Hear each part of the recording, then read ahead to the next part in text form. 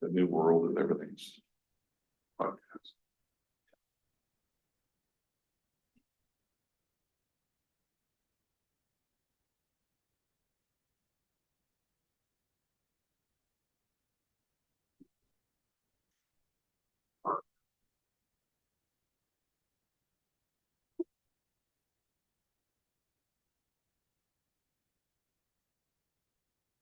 All right, welcome everyone. My name is Ryan Adams. I'm the city attorney. We'll go ahead and call the meeting to order. It is 6 o'clock and this is the Charter Review Committee. We'll go ahead and do a roll call and then immediately after that, we'll elect a chair and vice chair and the chair will take the meeting from there. So, all right, welcome everyone. My name is Ryan Adams. I'm the city attorney. We'll go ahead and call the meeting to order. It is 6 o'clock. And this is the Charter Review Committee. We'll go ahead and do a roll call and then immediately after that, we'll elect a chair and vice chair. There we go. Yeah, technology is. I think we'll start from there. Hopefully we got that right. All right, Mr. West. Present. All right, and pardon me if I mispronounced this name, Miss Kuchser? Kuchser, all right. Mr. Wadila, okay. Miss Mays? Miss Nedwick? Absent. Miss Dyers, okay. Miss Patterson? Okay. Somebody's coming Mr. Mayor? All right. Mr. Shannon? Here. Mr. Grant? Here. Mr. Cottle? Oh, it's not good. And Counselor Mays is present. Ryan Adams here and Sylvia Murphy and Kristen Switzer. So without further ado, this is the time where we will elect a chair and a vice chair, and the chair will take the meeting from there. So is there a nomination from the members on a chair? Or an interest. Yeah, I'm sorry, or an interest. That's a good way to put it too. Well, last time it was, Mark Cottle was the chair and I was the vice chair, but if Mark's not here, or if someone else, we should just, who's interested in being the chair? Running the meeting. You. Okay, I'll do it. There we go. All right. Are there any other nominations? Let's all in favor of Dave Mr. Grant. I'm sorry, Grant. Dave Grant. Grant. My I'm name's, I sorry. thought you were. I'm so sorry. All in favor of Mr. Grant being chair, say aye. Aye. Any opposed? Right, looks like we got ourselves a chair. Let's go ahead and take a nomination. Actually, this is your meeting now, sir. So we need a vice chair, and that would be someone who can do it if I'm not here. Probably gonna be here all the time, but I might not. So if there's someone want to step in case I'm not around, vice chair. I will volunteer. There's no one else of interest. All And right. I moved to close the nomination. That was quick. We could just go ahead and vote, I think. All in favor of the motion? Aye. Opposed? Motion carries, thank you. All right, we have a chair and a vice chair. All right, so, the first order of business would be approval of the agenda, and, if you've read it, we, will approve it, and that makes it an official document. So I will accept the motion for approval, well, unless someone has questions about the agenda. Move to approve. Okay. Second. There's a motion to second approve the agenda. All in favor, signify by saying aye. Opposed? Motion carries. Thank you. All right. Agenda is approved. Any citizen comments? We have any? Just a comment. Or So there might be value at some point, since not everybody knows everybody around the table. So Yeah, that's a good idea. Introduce Sure, we everybody, just have say a- where, why they're yeah. interested, maybe that most likely they represent. Yeah, no, I noticed that was not here. That's a good idea. But right now during citizen comments, let's just go around the room. Let us know your full name, if you'd like, and how long you've lived in Sherwood and what you've kind of been doing. So you got mine? Yeah, most likely they represent a city border commission. So maybe they want to, Correct. they served on the blank and Yeah, plan. yeah, what kind of Whatever they want to share, so that since you'll be meeting together once, twice, 3 times, I have no idea, that's not. No, that's the beauty of these meetings, is that we know people in town, otherwise we just, watch TV in our house. Yeah. So, okay, I'll start. I'm Dave Grant. I was on council for 12 years, much of the time with Mr. Mays here. And but I have not been for a while. I have had a couple of businesses in town, and I've been involved in chamber and Robin Hood and various other things during that time. I've lived in Sherwood for 31 years. My name is Neil Shannon. I'm a at-large member. Been here in Sherwood for about 20 years, and I kind of refer to myself as a citizen activist. I've been to council many, many times and presented various points at various times. I have been on the Charter Review Committee in the past, so this is a rehash. And I'm Kristen Schweitzer. I work for the city. I'm the assistant city manager, and I've been with the city for 22 years. I'm Ryan Adams. I'm the city attorney. I've been here for a little over a year. So I'm the new guy. I'm Chris West. I've been in Sherwood going on 24 years, raised 2 kids and now getting to help raise a grandkid in town. And I've been on the police advisory board since its inception, which was 7 years ago. I'm Keith Mays. I'm a city councilor. I've been the mayor in the past, council president in the past, and lived in Sherwood 28, 29 years. And I've been involved in a wide variety of things over the years, and I'm a council liaison, so I just will answer questions when asked for this process. Xana Mays. I've been here for about 25 years and I Very proud to say. represent the senior center, Marjorie Stewart Senior Center. I'm Paul Mayer. I've been here 14 years. And I'm on the finance committee and also was on the comprehensive planning committee. I'm Rick Widola, been in Sherwood for about 26 years and currently I'm serving on the planning commission as vice chair. Hi, Lisa Patterson. I've been in Sherwood for 3 years. And I'm on the traffic safety committee. I'm Joy Kujar. I've lived in Sherwood about 7.5 years. Grew up in Newburgh, just down the road, so I've been around for a while. I'm here representing the Parks Board.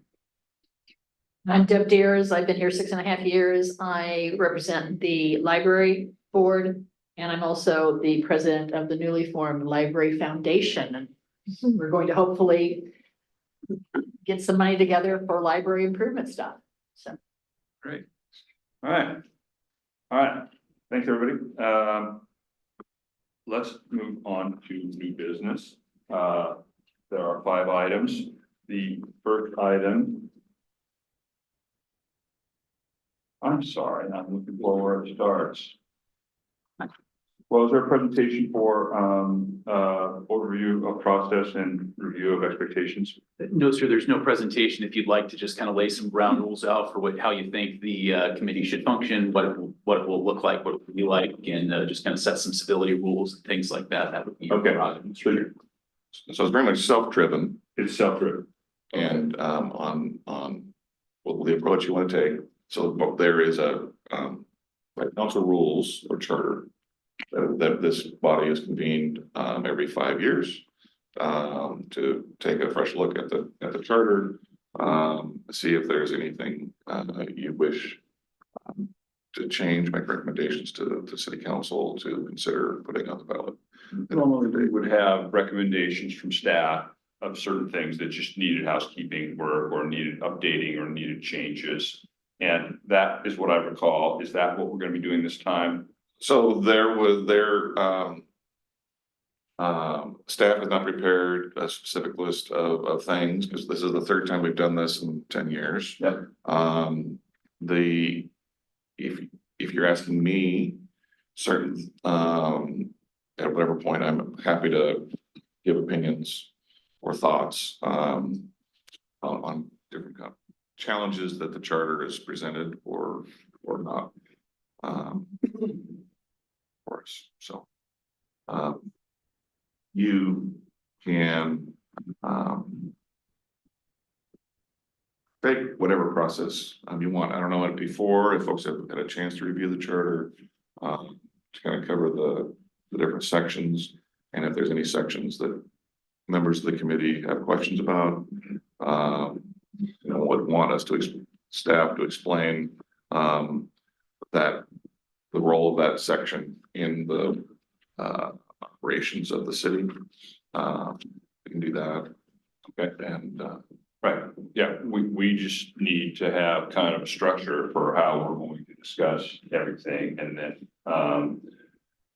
then what's gonna prompt us as a group to make recommendations of things that ought to be changed. And sometimes it's legally stuck, and we're gonna be looking to staff just to say, hey, this just kind of needs some, this isn't working, or this isn't modern, or something like that.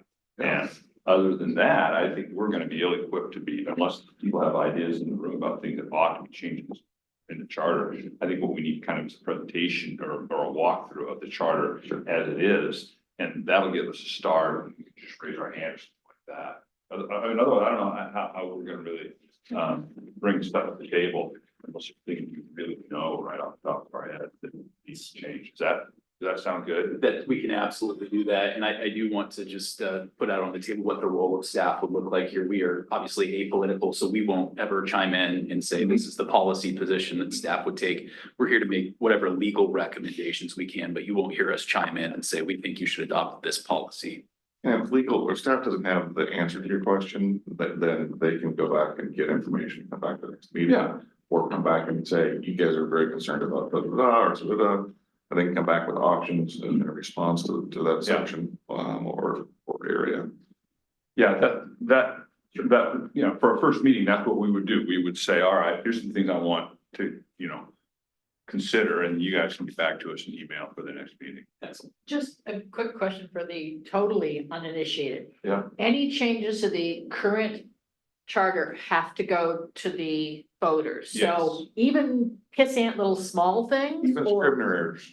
okay, So it starts with a recommendation to council, and then council will put it out to the vote. got it. That's If they want to. Yeah, or they can tell them. Sometimes either. It's not significant enough. Right. Okay. Yeah. Yep. We recommend council puts it on the ballot Yeah. if they decide to. Yeah. Yeah, and in the recent history, this group was organized twice. And in this process, and each time there were recommendations that were put before the voters, and I believe all of them were enacted. And they were some, I believe, were in response to the troubles in that people were experiencing with council and the community in 16, 17, 18 years, 15, 16, 17. And then it's the first go around, and the second go around, I think folks said, yeah, this really doesn't belong in the charter anymore. It should be removed. And then we changed the kind of housekeeping, but yeah, nothing significant. We haven't done any super significant alterations to the charter even those two times. You know, the last one we did, I guess that was 5 years ago. Seems like time flies. I don't think there was anything that raised a lot of eyebrows in the community. I think it just a lot of stuff that just needed updating. I think it was one before that caused a lot of ruckus, and there was some hurt. Yeah, either 5 or 10 years ago, one item was that the city was ever to sell property over a certain size, that there was maybe a process. Well, and there was the removal of the use of Willamette River water. Yeah. Oh, that was longer. Yeah, and that was also, but right, Was that, no, that was either 5 or 10 years ago that was removed. Yeah. Yeah, because Oh, right. We Had had to the- remove to light up the plan. there was a charter amendment. Yeah. 20 years ago, that was brought by the citizens that before the city would be able to go get drinking water from the Willamette River, there had to be a vote of the people. We had the vote of the people in 2005, I believe, and supported that as an option.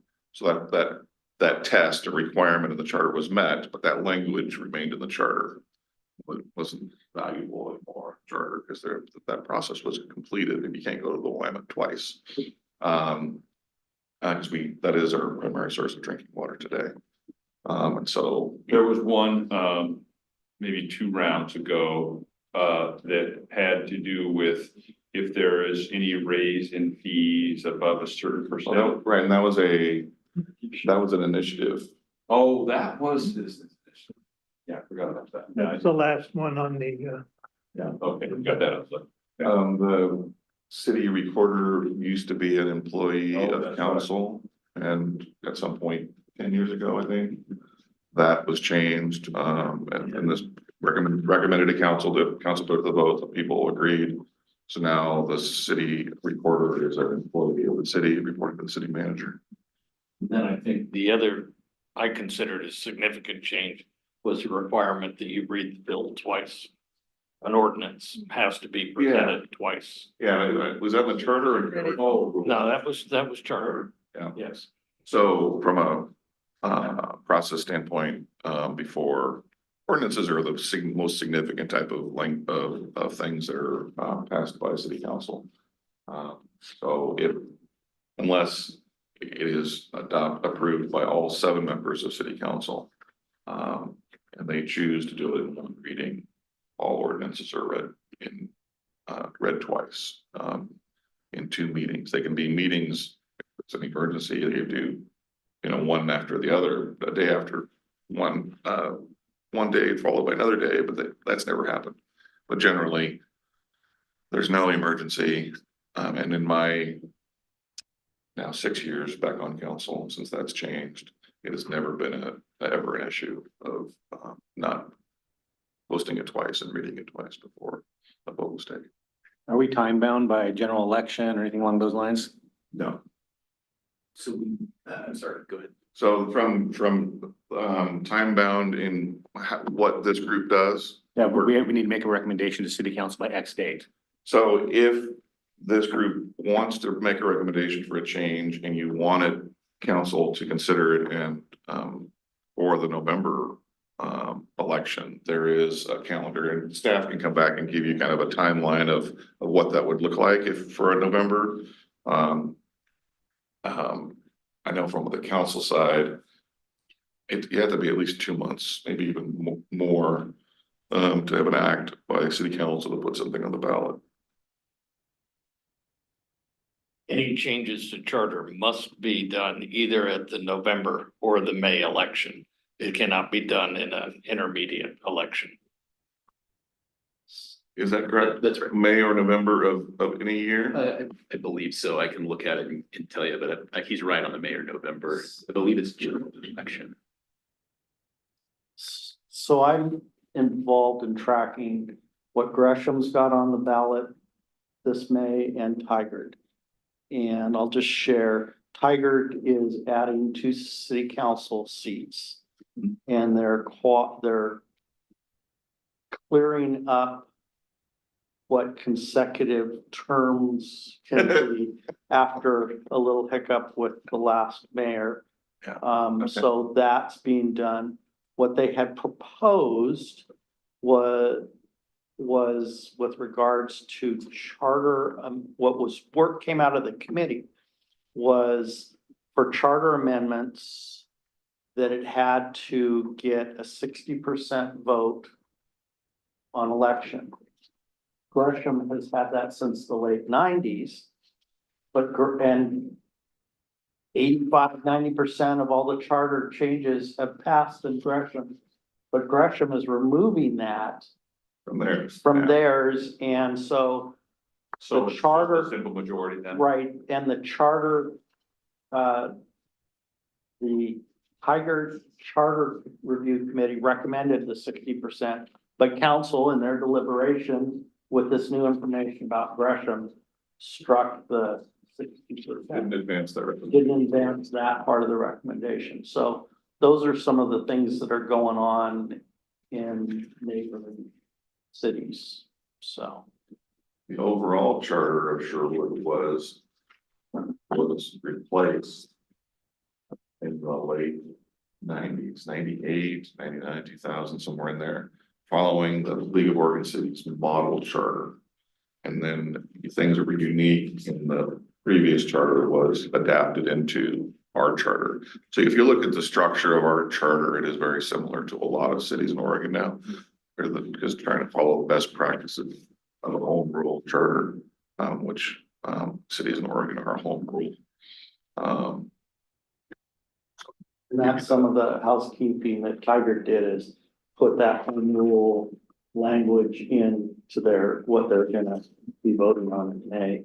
And the other thing, that theirs is going to only even years for vote on the charter, not every May and November. That's just a little nuance that they're doing. All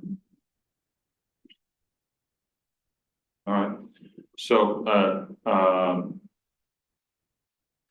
do you want to walk through this, the charter itself, or how do we want to get ourselves in the mindset and get our heads around what we're looking at here? It sounds to me, and I've already asked this, but there really isn't a staff recommendation right now on changes or those changes. There is from a functional standpoint of the charter.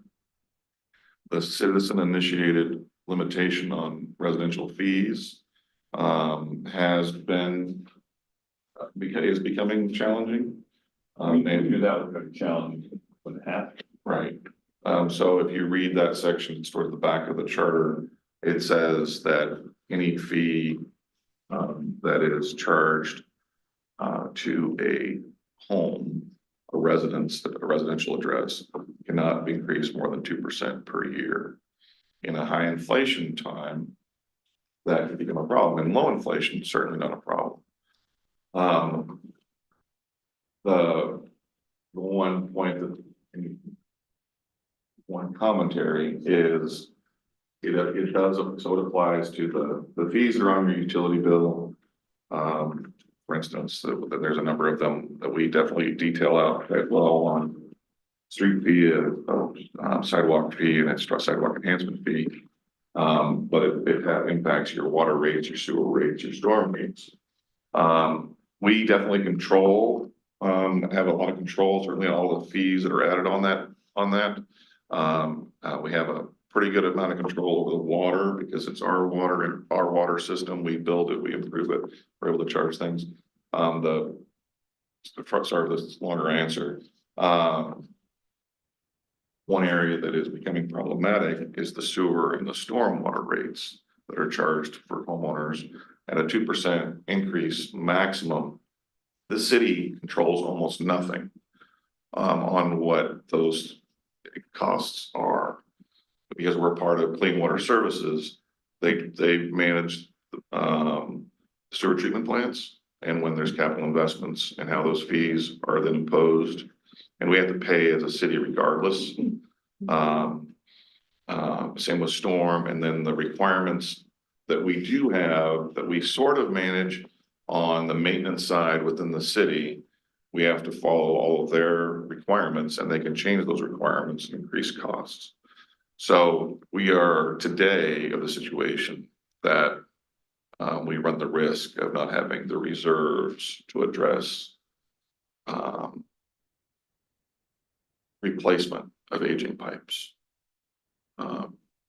And we in fact be transferring $600,000 out of one fund into the sewer fund to address a problem, and we're pursuing. We had a community, what do we call it? A community investment fund. Several $1 million that was intended for different things, but you know, we have a failing sewer line, we're gonna fix it. So we're dipping into other stuff. So, I mean, I wasn't sure if we wanted to do like a presentation or if we want to get into the weeds of one issue. And on that issue, if you want to learn more, that'd be the type of thing that I'd say direct staff to say, Yeah, bring back and talk about that more at the next meeting. that's what we should do. That's going to be, if we're going to do that, that's going to stir up emotions if we're going to get involved in that, and stir up emotions in the city, you know, when we're starting talking about, you know, because there are going to be people that say this and that. If we wanted to release the 2% increase, or if we wanted to do something about that, that's where it needs to be done right. This is not just housekeeping. It's something that people are going to have strong feelings about. First, yes, I would, I was going to begin to say, I want to be educated on the issue. Yeah. And even staff could give you options on ways of We need that. considering, the issue. All right. All right. So, I think it'd be great if you brought forward in the next meeting, some kind of a PowerPoint or whatever. And maybe give us something ahead of time so we can be prepared for that one.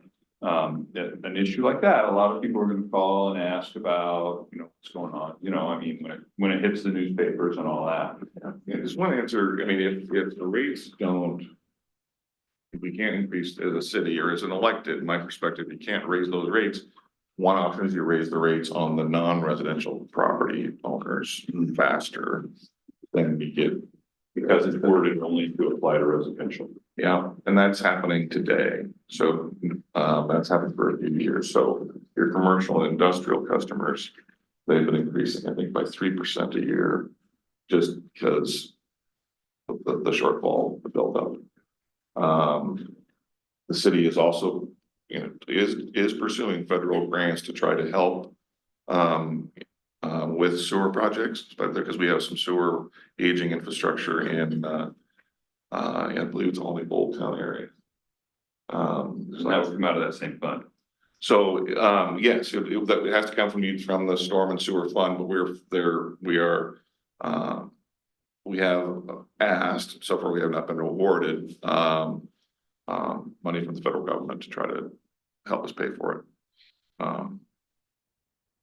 We've been asking for 5 years, full disclosure, and we still haven't got it. But Yes. The pipes they're replacing now on 12 and Sherwood Road, the black pipe, is that part of the? So that's an example of Clean Water Services, doing a capital project, which we have nothing to say. And those costs will eventually be, borne by our ratepayers.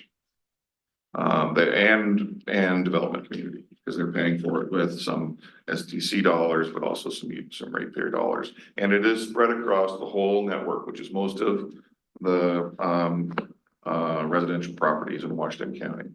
But that is an example of a $10 million project to put a forced main sewer trunk line into Sherwood Road. Which will help alleviate another pipe that is reaching their capacity or projected capacity soon. And provide, expanded capacity. If and when Sherwood West area starts to develop. But we were not supportive of them tearing up that road, but they didn't care. We have, this as a city, we had zero say on the project. And they're spending, $10 million. So, I understand that city council had a work session a few months ago. So basically, they didn't have any recommendations for a specific charter review. This topic came up. And I'm not, because it's the sewer storm limitations and the challenges.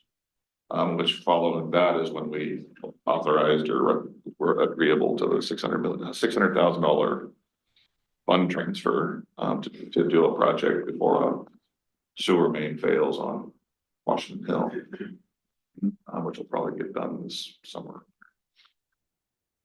Were there other recommendations that emanated from that?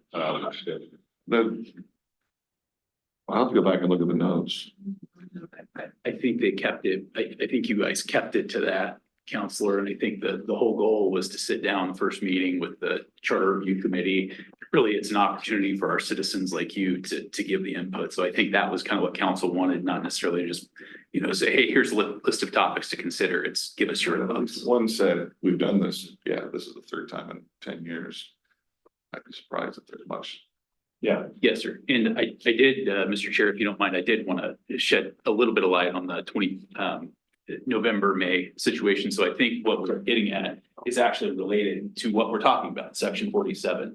So it's a little bit confusing because if it is the consensus of this committee to make changes to this and refer it to the voters, it does say that one of two things needs to happen in this situation. Either it needs to be on the ballot by November, or it can be in a special election so long as 50% of the electors vote, right? So that means 50% of the people. That's only if there is a rate change. Yes, sir. if the language of the charter changed, then it would follow on whatever rules are of changing the charter. Yes, sir. So it's just with respect to that provision that it would have to be in November of this year. So I mean, for all intents and purposes, you would want it in November anyway. Let's just eyeball November. I don't see a reason why we can't. If we were really pinched, I think it would be a different issue, but then we don't have to worry about whether it's a special election and 50% all that. And we will bring you some, we've got it in the works already, but we will bring you a calendar next meeting and give you all the hardline dates of where we need to be. Okay. In your heads right now, think early to mid-July is what we need to be Yeah. wrapping stuff up. Exactly.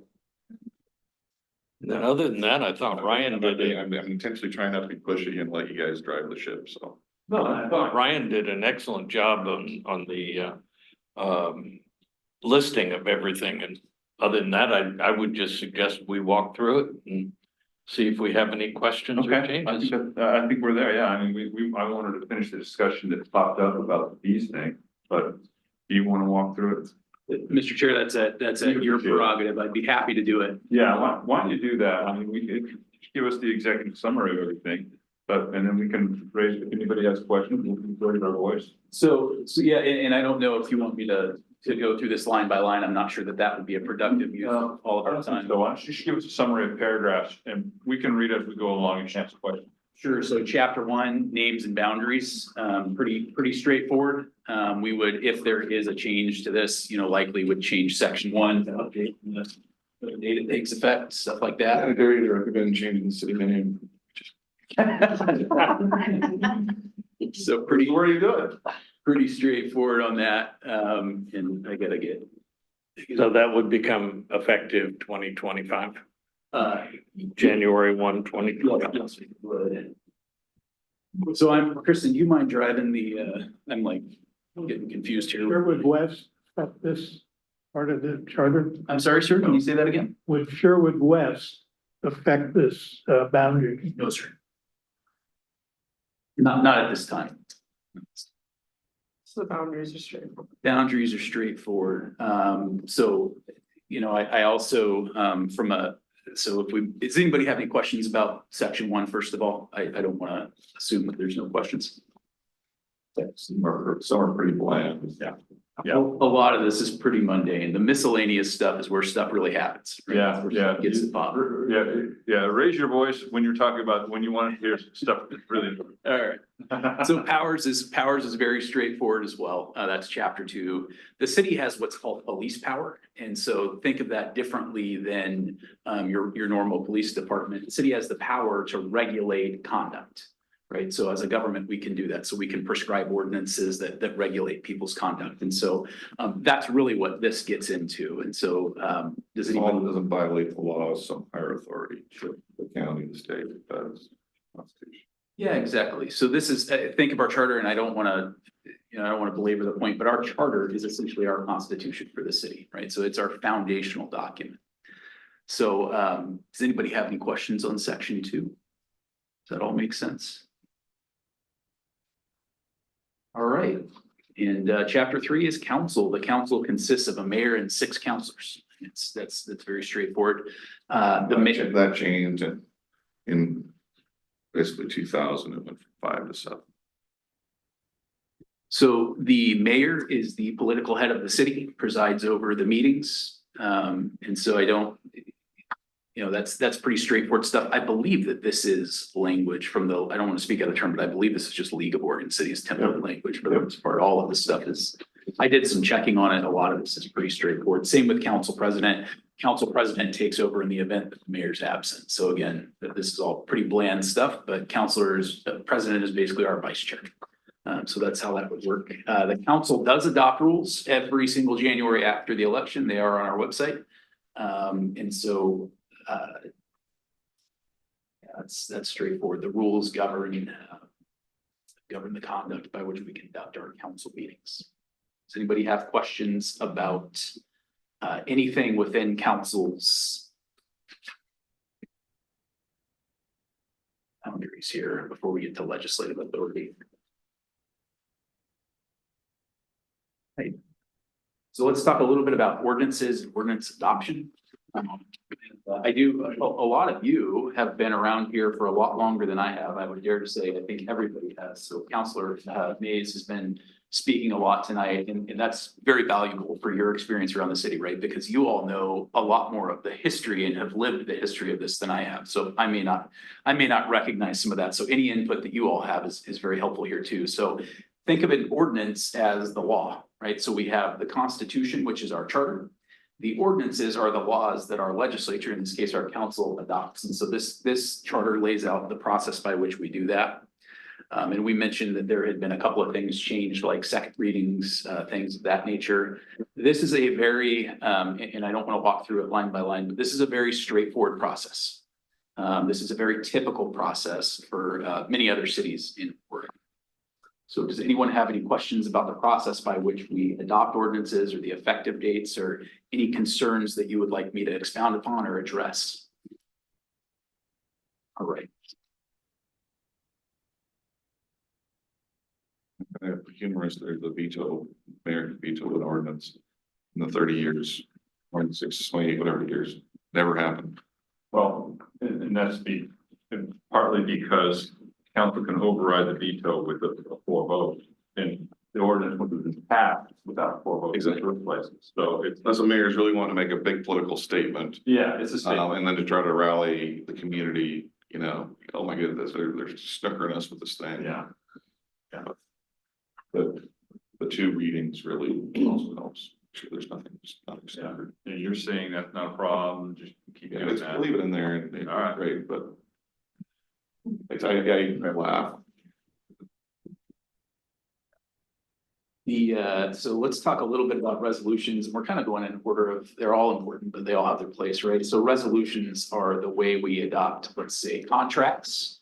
They are, council is resolving to do something, right? So we resolve to replace sewer lines. We resolve to adopt a contract for the contractor to come in there and do that. They resolve to hire a city attorney, things like that, right? So that's their administrative way of approving expenditures of the city. We don't pass a law every time we want to do that. Council passes a. So we're agreeing to something as a group. That's right. But not necessarily creating a new law, which would be an ordinance. Yes, yes, sir, that's correct.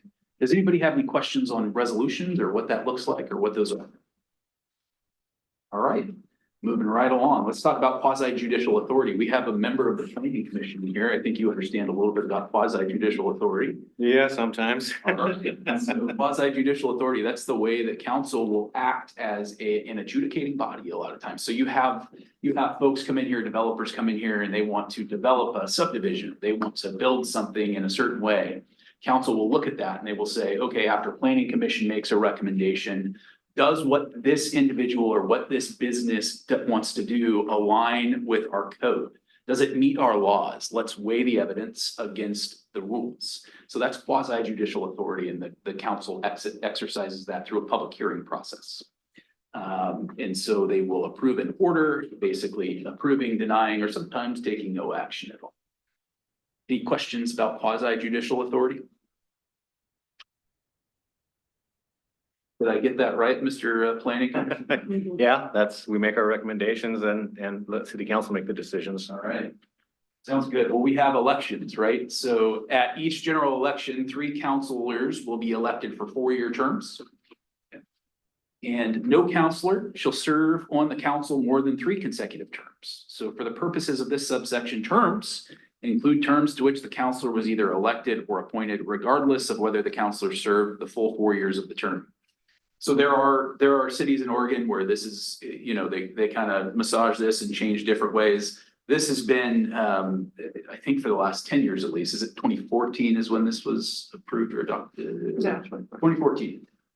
So that's the last time this was touched. I haven't heard anything come up that this is an issue, but that's what the voters have chosen to do here. That was a recommendation from citizen board like this, and I was on council at the time. In fact, that created the timeout for myself. Although I wasn't going to run again, it made it so it didn't matter if I wanted to or not. And at that time, the citizen board felt pretty strongly about it. Mm-hmm.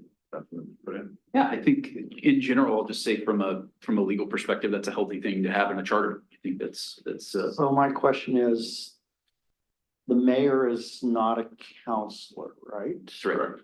So there's no term limit on mayor Right. under this, right? Yeah, We're about to get there though, because the mayor's next on the list. The I know. mayor is elected to a two-year term. Right? In last election cycle, didn't we have something on the ballot to make that a 4-year term instead of a 2-year term? At one time, we did. That It's been a while, yeah. a while back it was there, yeah, I agree, and it was mayor. Within, the time I've been here, that was on the ballot, so 13, 14 years. Yeah, probably 14, the other Yeah. one was on there. Right. And I have to admit, I was somebody who campaigned against it. Against the 4-year term? Yeah. Yes.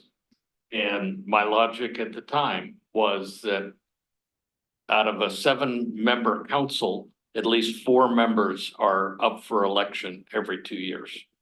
So if the council is doing something really, really bad, the citizenship could change direction in a 2-year period. Majority, of the majority. Yes. Okay, because that's one of the things I circled, remembering back from 14, but that was a different time and place too. And looking at the other cities that don't have a 2, and I want that helps me understand the logic to why it's 2 years. Okay. And I don't think we've had very many campaigns for mayor. Have there been many where we have multiple candidates for mayor? So in my case, so I was elected, I was in 5, 6, 7, 8. So I was in 8 mayoral campaigns. And I had challengers. At least 3, 4. Half of them. So within the metro area for mayor, we're the only city that's. No. Metro area, not the statewide, but. So in the metro cities, the majority of mayors are a 4-year term, and at least a simple majority. But generally smaller cities are all over the state are 2-year terms. North Plains, Cornelius are still 2-year terms. Yeah, Banks, the King City, there is no mayoral election. You get elected on city council, the councilors elect the mayor. I think Oregon City is 2-year terms. Cappy Valley is a 2-year term. Gresham's 4, Tiger, Walton, Beaverton, Hillsborough. Yeah, those are all, Forest Grove are all. And Yes. we're yeah, smaller than those, but that's. Yeah. Very few cons to having a 2-year mayor term as far as interaction and working collaboratively with the other cities around for things that are important to the west side or important to the southwest or things along those lines or other cities within Washington County. certainly once you're mayor, the hassle of running every 2 years, it's just part of it. You sign up for the gig. Right. So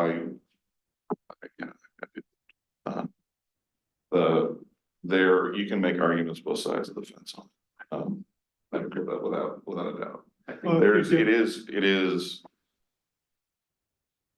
It's in the same vein, does somebody wanna, sign up for a 4-year hitch? Versus a 2-year hitch, so I'll leave it to you guys, but. I think some of those There's 4-year pros and mayor, cons. the mayor positions, cities that you just mentioned, like for example, Beaverton, that is a so-called strong mayor, though that It is. was a strong mayor, they shifted it, but they still pay the mayor a lot. Well, okay, so that strong mayor being the mayor is an employee of the city and is actually an executive officer of the city instead of a city manager. And you're saying They recently changed and that, they have their own city manager, yet they still pay the mayor. pay the mayor, I don't think they changed the wage at all. Okay. In that case. All right. All right. Okay. So let's talk just for a quick second about qualifications. The mayor and the city councilor, they need to be qualified electors, which means they need to be registered to vote under state law. And able to vote, they must reside within our city for at least a year prior to the election. And you can't be a candidate for mayor and city councilor at the same time. You cannot be an employee of the city, which means if I wanted to move to Sherwood and run for mayor, I'd be out of luck. So. You are, hey, tell me to shut up, but if you are in Sherwood, if you're on city council, you can run for another office even if your term is not expiring. So like, for instance, I'm a city councilor, I'm in a 4-year term. I have a little less than 3 years left. I could run for any elected office this year and I would retain my seat. I don't have to resign if I run for another office. You said, what other office would you run for? What are you? I'm not running for anything. But what, there's no other office? So if I want to run for mayor, if I want to run for county Sorry. commissioner, Oh, county commissioner, if I want to run for the US, the state senate. Something outside of sure. I misunderstood. Yeah, in the city or outside the city. So for example, though, he couldn't run for counselor and mayor at the same time. Right, yeah. All right. So the only other thing that I was thinking about was that our council are at large. And we're small enough that we don't really have precincts or districts or whatever. We do not have precincts or districts. And I don't think we should, but I think that's to recognize that, There's been conversations over the years and there's never been a recommendation advanced out of the charter review committee. But some all cities are different, but it's not uncommon for cities to have districts. But you do represent departments within the city, like the police department or. The city councilors, each at the recommendation of the mayor approved by council, are a liaison to different city boards and commissions. And they might change every other year, but that's the extent of our direct connection to. That accomplishes the same type of thing. You are sitting in boards, and commissions among people who have like-minded interests such as cultural arts or something like that. Yeah, Instead I'm of, the liaison of cultural arts now, and so I know a lot more about cultural arts than I did before. And I'm more connected on cultural arts. Of the council. but So section 31 and 32 is all about what happens if there's a vacancy. So I think it's fairly self-explanatory. I will point out, we'll get And to that it. got modified. Didn't it? We could go to the next page. 2014? No, 2019? You got that in 19. Yeah, 14 and 19. Yeah, and I don't have the background on why that happened. In 16 or 17, there wasn't a timeline until when to fill a vacancy and they took the mayor time, took a long time. Yep. To fill the vacancy. So the only thing I would point out just as because it's not clear under here unless you cross-reference it, but sub 7 under sub B, section 33I. So that talks about, and we'll get into the city manager and city attorney and city judge next, but basically section 33I of this charter talks about that a city council member can't tell the city manager who to hire and fire. So if that happens, that's grounds for removal from the city council. And I'll also say that the city council and the mayor police themselves. So the city council gets to vote and decide if a member has violated their rules and to what extent punishment is necessary, if at all. I miss anything there, Counselor? City council hires three employees, the attorney and city manager, the judge. We set goals, we adopt budgets. We don't administer budgets, we don't administer goals, we don't direct staff, we don't hire staff. When an individual elected or the body of itself interferes in that, they are in trouble. So that segue brings us right there. So we're going to talk about the city manager, the municipal court judge, and the city attorney, right? So those are, as Counselor Mays said, there are 3 employees that work for council. That is the city manager, the city attorney, and the municipal court judge. Those are the only 3 employees that work for city council. Everyone else in this city, except for the city attorney and the municipal court judge, report in some way to the city manager. The city manager, think of that person as the CEO of an organization. The buck stops with that person. They are ultimately responsible. The difference here is there's one full-time employee that doesn't report to the city manager, and that would be me. So I, as the city attorney, am ultimately responsible to our council. Our council does the performance reviews of the city attorney and the city manager, and the city attorney and the city manager are peers.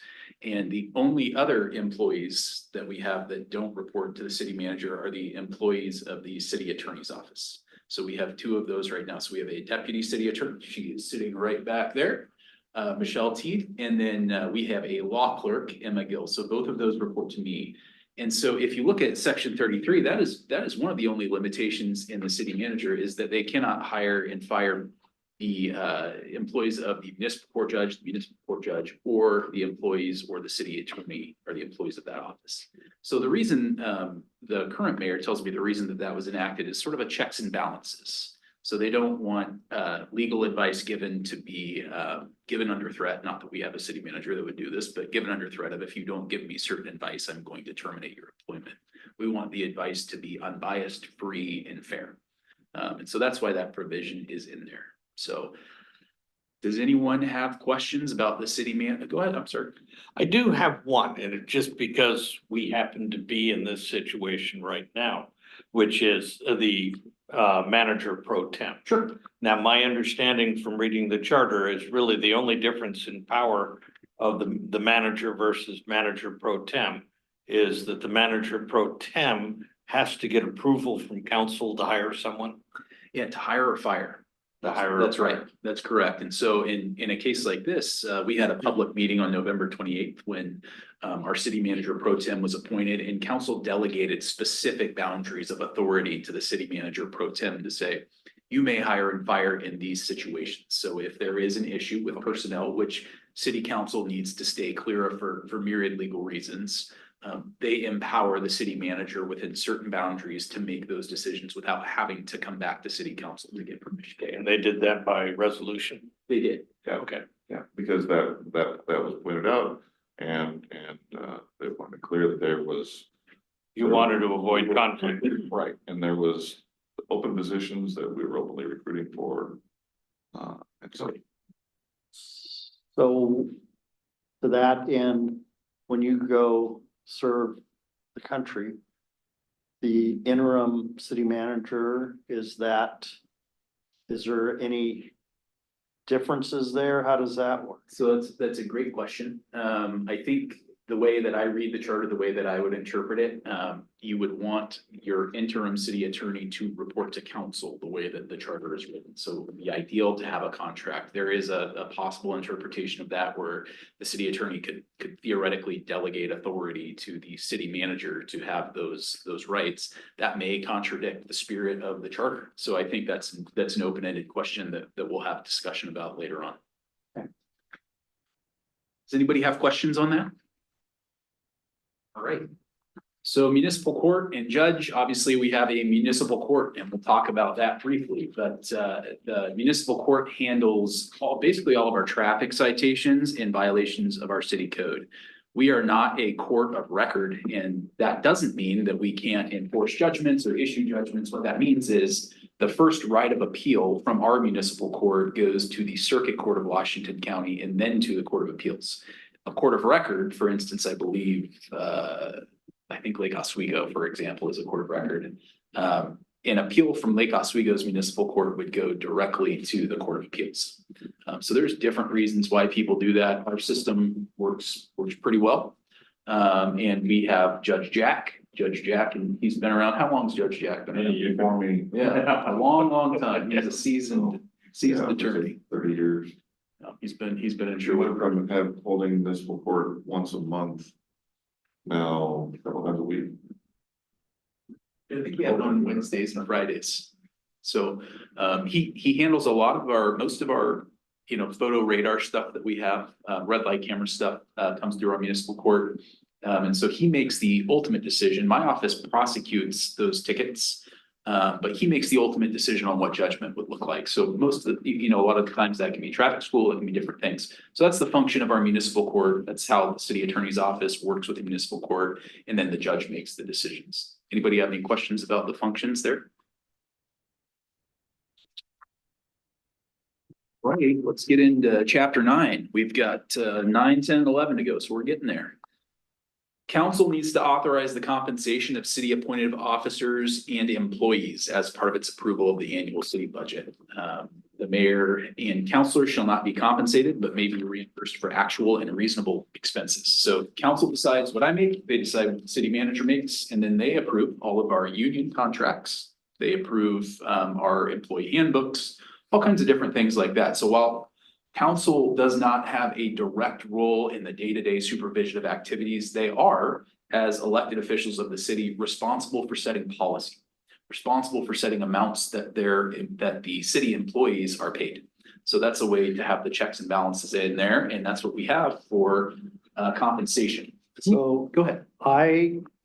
Given my work and around other cities and stuff, the council and mayor not being compensated is viewed as a barrier in some communities to people of underrepresented classes.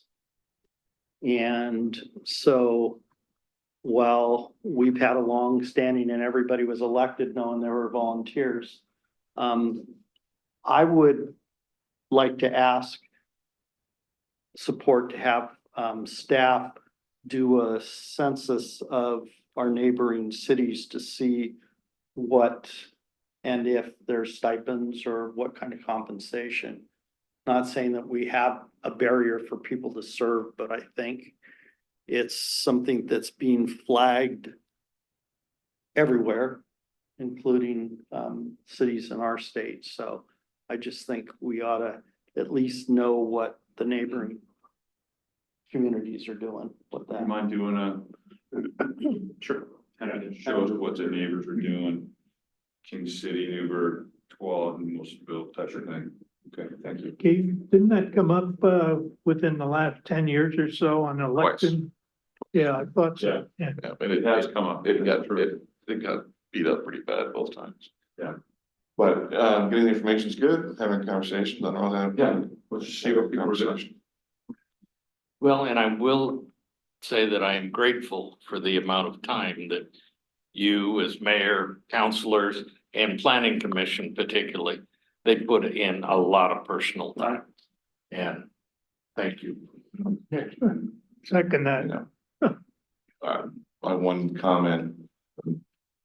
Chat about this more, but if you push anything, that one course of action is you make a change effective sometime in the future. So that the current people that were elected with the understanding that they're volunteers. Yeah, and then some process to set compensation or something, so that it's. Citizens instead of the council.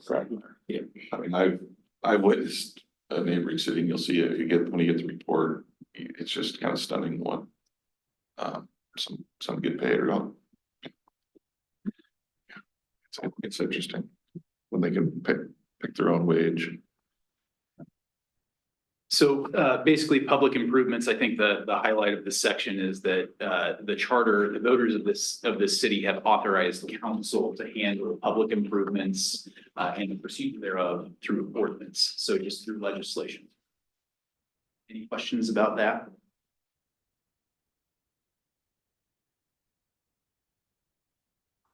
All right.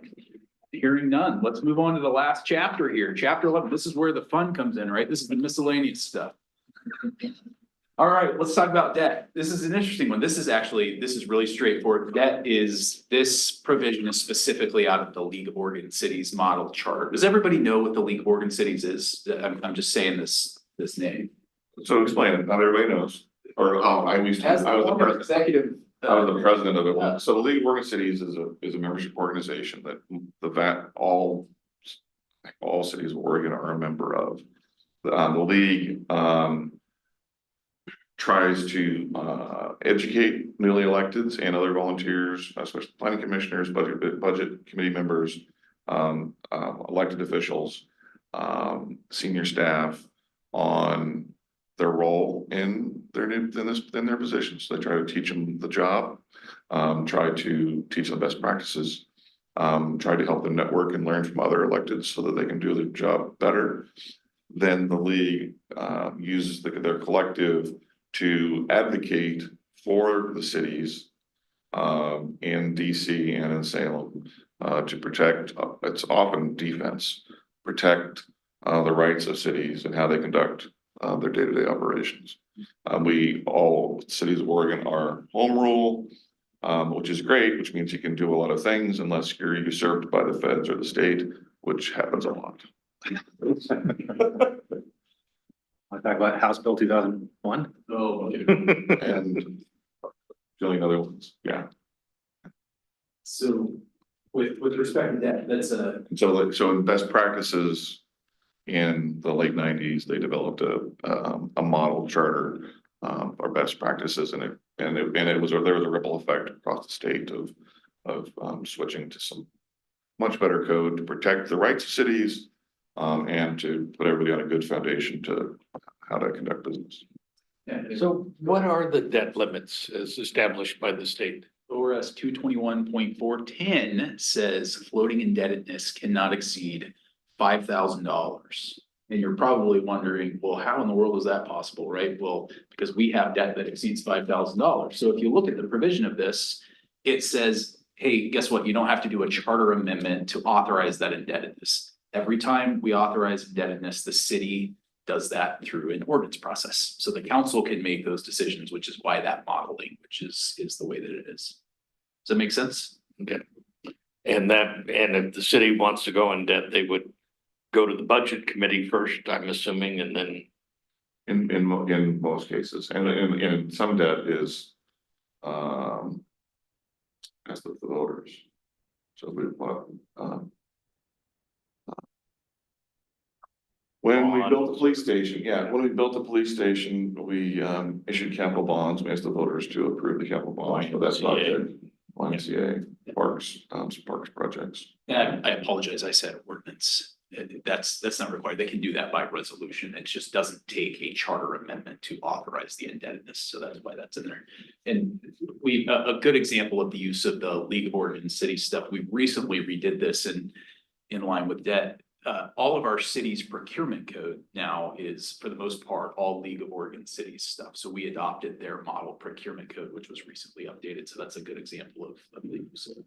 So, and we're getting into stuff that I don't have a factual background in a lot of this, but we have solid waste incinerators that aren't allowed. Does anybody do you have factual background? Pretty bottom line stuff. I think that decades ago, ThermTech over on Walshua Road, or no, on Cycle Road or whatever, they were talking about doing it. They make those. I happen to be familiar with that company.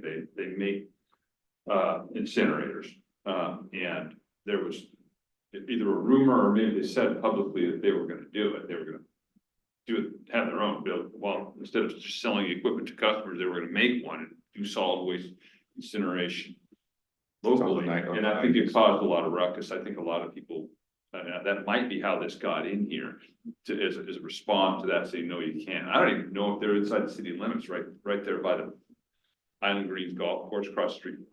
So if they're on this side of Cycle, it's the city. If it's on the okay, well, that's how that could be why this got here, because a lot of people were afraid of animal carcasses being incinerated nearby. And yeah, it predated me being here. And back then we had we were on the last legs of the glorious rendering or the hide plant. yeah, Frontier Leather. Yeah, Frontier Leather, the battery recycler. Well, it may be a moot point. I have no desire to change it. Yeah, it's just interesting. But yeah, it's good known scenarios. So 44, 45, and 46 are pretty boilerplate legal stuff, right? You have your ordinance continuation, you have your repeal and your severability. Does anybody have questions? You want me to get into the boilerplate stuff or everybody? I promised that this would be a lot more exciting and I may have lied about it. We're hope to that, all right. So let's talk, we talked in depth already about section 47, which is the vote required on certain taxes, charges, and fees. And then, so if anybody, if anybody has anything else on that, I'd be happy to pause. Otherwise, we can move on to vote required for sale of certain real property. Yeah, you said that that was put into the charter by initiative, The 47. Yep. Yeah, 47 was. but it can be changed by the charter review committee. Yeah, a vote of the people, Okay, well, not by the charter. no, it's recommended and goes to ballot and, so the requirement is, majority of the qualified electors of it, where at least 50% are a vote, is that correct? It doesn't necessarily, has to be a majority of the voters in the favor, That's correct. but it also has to be at least 50% of all voters. Registered to vote, so there's If not being held in May or November of an even year. Okay, Court of Appeals ruled on this in 2018, so there was they tried to, I think it was the city of Happy Valley wanted to disincorporate. No, Damascus, I'm sorry, wanted to disincorporate, and the law says 50% of the electors, right? Well, not in just about every election, not 50% of the people vote. Yeah. So what happened is less than 50% of the vote of the electors voted, but it passed by more than 50%. So they thought, well, we can just disincorporate. And that was appealed after they had already disincorporated. And the Court of Appeals came back and said, guess what? You're a zombie city. We're going to raise you from the dead 2 years later. And they had to do it all over again. So it is important. That's new case law. It should be pretty common sense, but 50% of the people registered to vote would have to vote in that election, not just 50%. Those are just special elections. that Right. they- Yes. Yeah, if it was, and so, And I gotta believe that nobody votes in special elections, so Right. you're taking something that's never going to be passable, but. right, makes no It's sense to pretty me. hard to make it happen. That's why you do it in the general. So how do they measure who's voted? Is it just by the county record that they had voted, or is it looking at a total number of votes on that particular measure? I believe, say that one more time. So down in the general election, big on the presidential elections, there's a lot of down ballot attrition. People aren't going down, but they're voting for their president, their senators, but not necessarily the local measures. So what kicks in at that 50%? Is it, do they vote with their county and the registers that they voted regardless of what filled it all out or not? Yeah.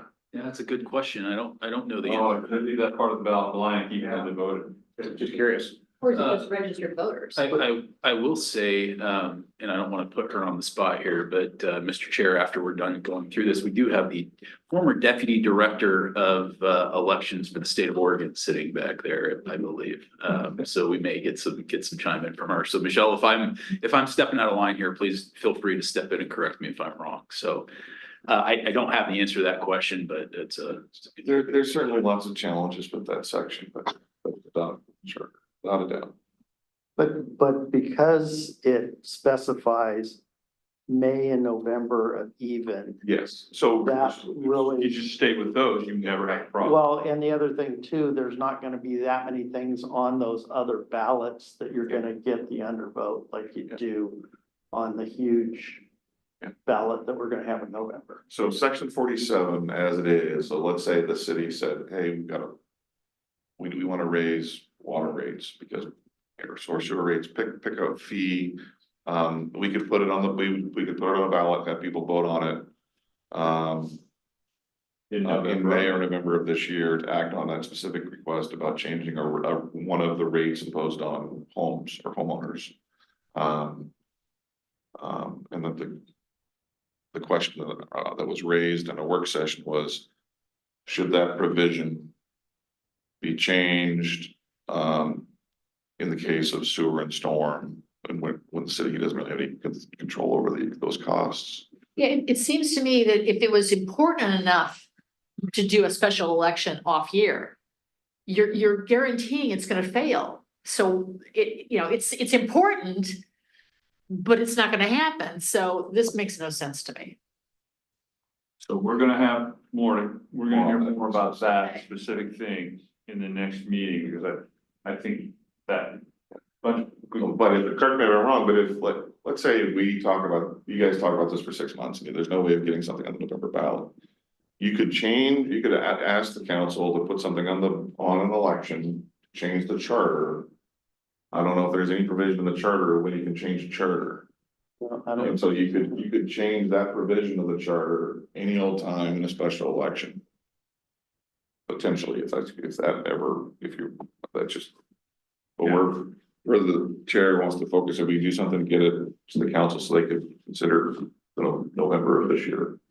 Well, right, Which let's is talk about cleaner, better, best Let's practice. talk about calendar, transparency. it's later in the agenda and see how many meetings we think we need and what the timing are. But it seems feasible to me that we can get something in November and fix this. I think it was a great question about what if people don't vote the down ballot, they put their vote for president, and don't vote for anything else, and then how many people really voted then for that, but it does say for November or May, so let's hear what we have to say at the next meeting and give us some thought. We always knew that was gonna create these kind of complications, especially. I mean, we knew that there was gonna be high inflation years in our future, and this thing is locked in, all that, so, okay, great, so, Question before I move on. How does Sherwood broadband factor into that now that they exist? Do they? So these fees are fees imposed by, broadband doesn't apply. Okay. And the reason it doesn't apply is you have the option of as home rate of using internet. Gotcha, thank you. Helpful. So if it's something, so these are related to things that are on everyone. So if you have no choice because you live there, you have to pay this, you get to weigh in. But above you. So the last section here is also pretty straightforward. It requires a supermajority vote if the city wants to sell the property on a place, I think it's 5 acres. Yeah. And supermajority vote, that just means 5. So that's defined earlier in our charter. So for example, it gets complex if you wanted to sell a piece of property and we only had 5 counselors there, right? All it would take is one person saying no to torpedo that sale. So that's 5, no matter how many are in attendance. Makes it just a higher standard to liquidate something. And that's the bird's eye view of our charter. So any other questions on that?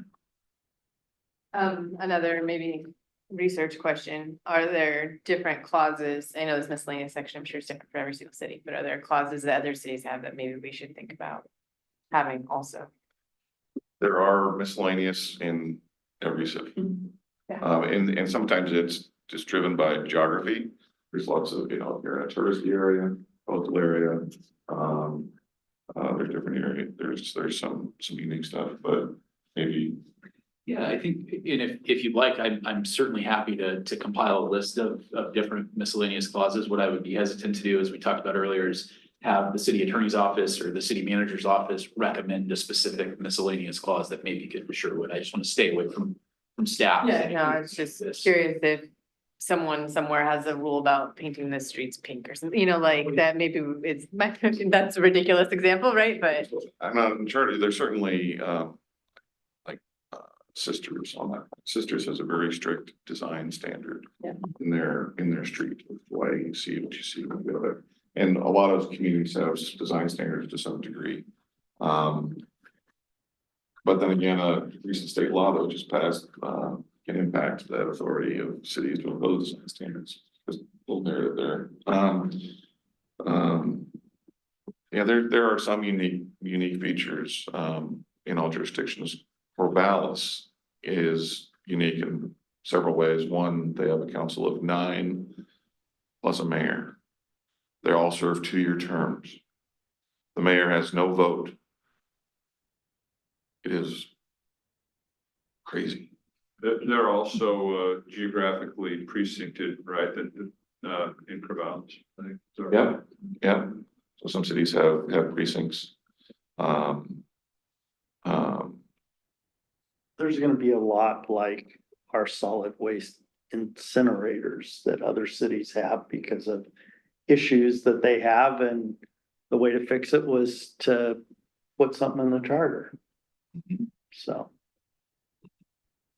I think that, My only point is I think it's good to think about things that aren't on here that should be, and I don't know how to find that population, right? Cause it's one thing to review what's there, but there's what's missing. So if there's ideas on research. They're usually driven by. Yeah, a concern issue. Yeah. That gets. Yeah, a lot of the stuff we're seeing here, something came up. Something was said, something was planned, something was. You know, one thing that was removed, used to have used to have a vote of the people, to annex the city to larger. Well, the state took that authority away from cities. So they took that out of the charter because the home rule provision that the cities could do that, went bye-bye, so the state intervened.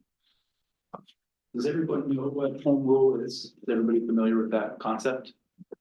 Covered though, again, I think I'm familiar with it. Yeah, and so home rule basically says, there's differing over the course of the last 100 years. I don't want to get into the history of it, but basically, cities have the right to run themselves. Cities have the right to set their own rules. And without getting on the soapbox too much here, I'll be careful. That's been significantly abrogated over the last decade, at least, with the state legislature stepping in. For instance, a good example is HB 2001 and saying, you will do this way, right? Or this new HB 1537 saying, maybe there can be variance standards at any given time, right? So historically, home rule means that cities get to decide what's best for the people that live in their cities. Your elected representatives in your cities get to make those decisions. So it's important as you all consider, charter revisions or what you think would be, for example, good things that are needs to put in a charter, to think to yourself, what do I have the ability to affect? Because the only thing that you really can't do is anything preempted by the state. And if you bring up an idea and it's preempted by the state, I'll let you know. But still, a lot of this is wide open. They've cracked down a little bit more on design standards and on middle housing, stuff like that.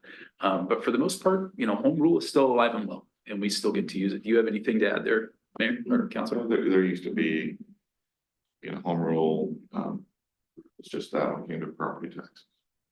Now there were changes to the state law and the state constitution on regulating property taxes and what cities can do with property taxes, what school districts can do with property taxes. Yeah, lots and lots of preemptions. The Oregon land use system is one huge preemption, and everything about in that layered cake that's built up over time. Is a huge preemption on cities, and a lot of it's good. And some people say it's all good. There's always places you can criticize anything. Keith? Technically, our charter still requires voter approval of annexation. I realize the state has overridden that, but I would not be in favor of changing That section is in there? Yes, So under boundaries. Great. So in the event the law ever changed, it would still be Right. there. That's why I would want to retain it. So one of the issues with that, this is helpful here. House Bill 1573 is what changed that, and I believe it was 2016.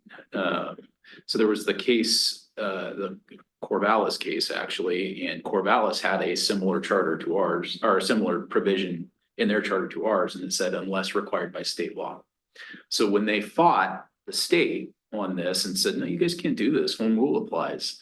The state, the appellate court looked at their charter and it says, no. You guys got this provision in here that says unless state law says otherwise. So that was one of the reasons they ended up losing that case. And we have a similar provision. Now, does it matter in this case? Probably not anymore because they've preempted it and it's a little too late, right? And we also have the severability clause that would require that to be stricken legally if it were to go to court. But that's why, when you're looking through this, and I'm not sure there's other areas in the charter, and we see something that says unless authorized by state law or something relating to state law, that can change anytime. So we want to make sure we preserve those rights for us. The question could be asked, does the League of Oregon Cities have any new base language they recommend cities to put in to help boost their home rule standing? Yeah, I think that's a good one to bring back too. I'm not aware of anything, but yeah, anything you can do just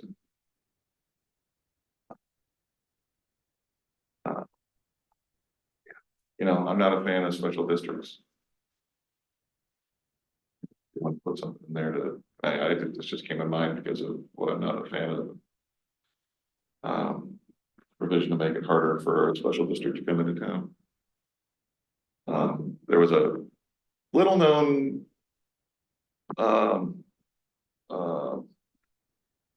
incident, Tuolumne Valley Water District. Somebody in Tuolumne Valley Water District went to North Plains and tried to expand their influence, i.e. expand their district. But before that, they were contracted with the city of Hillsborough for water. And they had a whole little under the table fight amongst different jurisdictions. I don't know if there's something we could, special service districts, they have a certain authority and ability to do things. I don't know if we could put up a wall to block special districts from entering, that aren't already here from entering. Yeah. Do some research on it and bring it back. Something like that wouldn't require council approval? Anything that we. Oh, it was anything we doing here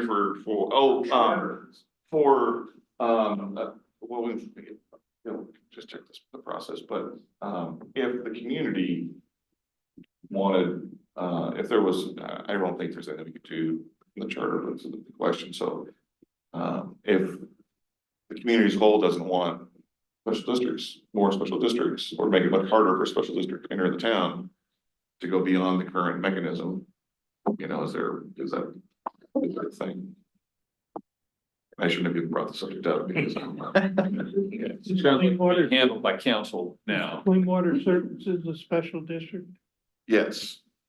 Clean Water Services is a special district that was formed to help clean up the Tuolumne River, 35 years ago, something like that. It used to be called, United Sewage Agency. And they combined all of the, poorly maintained and did not meet any clean water rules, little sewer systems all over the county, and they built 3 mammoth plants and built a huge web of sewer pipes to direct it all there. So Sherwood sewer plant, moment for reference, used to be what is now the parking lot by Stella Olson Park. That used to be a sewer plant. Are there any trends around special districts in metropolitan areas that we need to be aware of so we can? They're always, it's always a burr in my side. Anything? Once one is created, they always want to grow. They want to take over more. More fees, more taxes. So building off what Neil, Police Advisory Board reviews changes to the police handbook, I think it's called.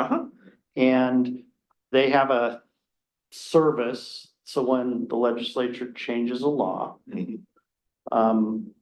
this service works on some language and the department tweaks it, but many times just uses the canned language that the service does. And then we review it as an advisory board and send it up to council. Yep, and we have literally a public hearing type thing where we let everyone know that there's a recommended change to police policy. So everyone is aware that there's changes going to be made in police policy and then we adopt them. So to that end, thinking about LOC having, League of Oregon Cities having some updated or, I really think that staff ought to go and see if there's anything that they have that they've pulled together that they're floating up so that we can at least evaluate if it's germane to. I'll give Jamie, I'll call their general counsel and have that conversation and see what's going on. I'm not, like he said, I'm not aware of anything, but it's always worth a double check, so I'm happy to do that. You never know what the legislature's done that we need to protect ourselves. Mr. Chair, I don't have anything else. Okay, are there any other questions on the presentation that we've had on this charter before we move on to calendar and next steps? Okay, so, the next step would be to have another meeting. We're going to have, some presentations from Ryan and if any other, recommendations come up by email, like if somebody wants to communicate to him, they should do that directly to Ryan, not as a group to ourselves. I don't know if we have each other's emails, we don't need them. And, so why don't we look at, first of all, how often, I mean, I'm listening to you guys. How often should we meet? I'm thinking once a month-ish. And how many meetings should this take? It seems to me that the next meeting, if it has presentations, and a discussion, we could pretty much, we're not too far off of being able to make a recommendation to council. And then that would be the final meeting, the next or final meeting where we would have them written down and then we would vote to say, yes, these are our recommendations to council. That's pretty much the next couple of steps. It's not too complicated. Yeah, I think that's right, Mr. Chair, and I'll also, if it'd be okay with you, at some point this evening, I'll have Michelle cover what the process Yeah, looks like that'd be from a good. timeline perspective. That'd be Would- great. Would now be a good time to Yeah, do that? let's do that for them. Michelle, do you mind covering some of that? Sure, thanks. So there's several, I'm sure many of you know this, there's several different requirements and they each have specific deadlines associated with them. Ryan's right that we should be looking at, or maybe it was Councilor Mays who said, shooting for July is a good idea because you don't want to run the clock down yourself. Once, if changes are approved by council, the text of the referral would get filed with Sylvia, the city recorder. Then it goes to Ryan to draft a ballot title. There's no reason why the city couldn't be working on the ballot title in the meantime. And what goes along with that is a caption, a question, and a neutral summary. So there's a form that's required by state elections. Then the ballot title needs to get published in the newspaper and put on the city's website. There is a deadline for electors to challenge the ballot title and deadlines to notify the city of the ballot title challenge, which is really the next day after they file it. Then there are, of course, filing deadlines with the county clerk and a deadline to remove a measure from the ballot. So there are hard deadlines in state law, but there will be what staff and others recommend so that we don't put ourselves against the wall with respect to time. Okay, so, I mean, in summary, if we have a recommendation to council before council's June meeting, or, right, is that what I'm hearing, June? I would say that should be quite doable. It's doable for us, and Yeah. you're saying that they can, council ought to be able to meet those other deadline, ballot title, and all that other stuff.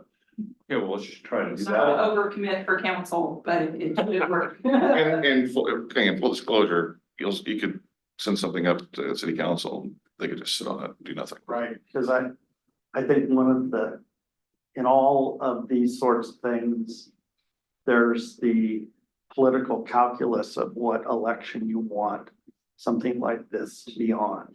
That will be a council decision. Right, We could take our recommendation by June and say, let's just do this in May, Exactly. if they want. Exactly. Yeah. Right.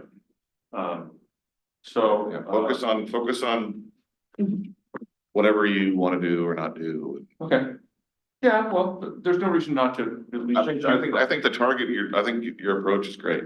I Okay. respect it. Okay, so you're able to have that done in a month? Yes. All right, so let's take a look at our calendars then and look at what we're doing in April. All right? Or do you just want to send out a feeler and we'll all? I want him to send out a Okay. message that we. Yeah, that's the. Good. Down to doodle. Let's not do it right. So be thinking about April, be thinking about the third, fourth-ish week of April. Then you guys send us out a bunch of click and schedule things. And we'll click and schedule. So that will come from Tina Willett. She will send all that out, and I apologize, we will correct this next time, but you will also get a calendar invite ahead of time, so you all have that on your calendars. That way, there's no confusion. I understand sometimes we can send an email and say, put this on your calendar, but unless it's on there, it's, you know, it can be confusing. So we'll make sure we get that squared away. Does anybody plan on being like in Europe in the last 2 weeks of April? Or are we gonna be around generally? I mean. I'm gone from the 26th for about a week. Okay, That's, that's, I leave on Friday, that last Friday. okay, okay. I always got intermittent business travel, but I'll figure it out. Okay, so give us some options and. All right, sounds good.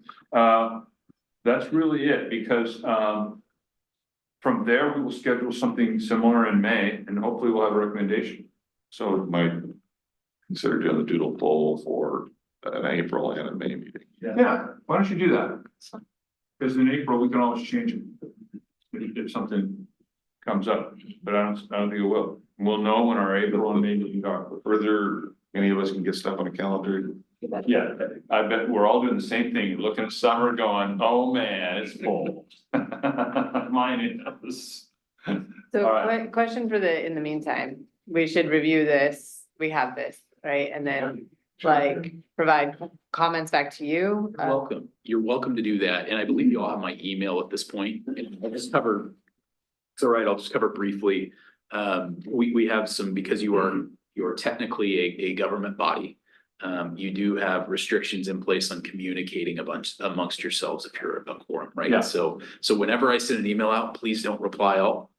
Please reply to me directly, or you can send me an email, call me anytime. Staff is exempt from that.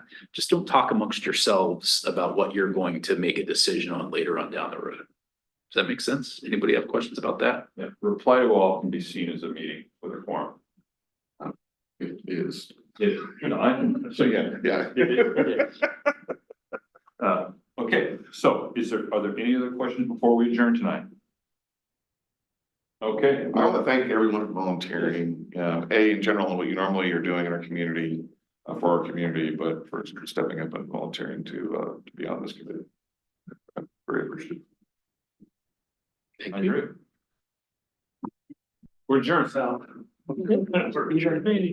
Even you. Tell me your name. Michelle, you're on the committee. Yes, I got all of that word. I should have brought you up to the table. Okay. All right, we'll count you as president. I was basically.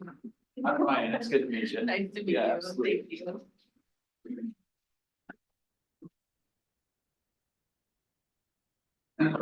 The planning commission, that's the. It has not. It hasn't been that. That's all the research I have to do in the meantime. That's a lot. Later. It was a few hours on Sunday Yeah. doing your reading now, no, but it hasn't been as bad. We, COVID and then through about 23 was.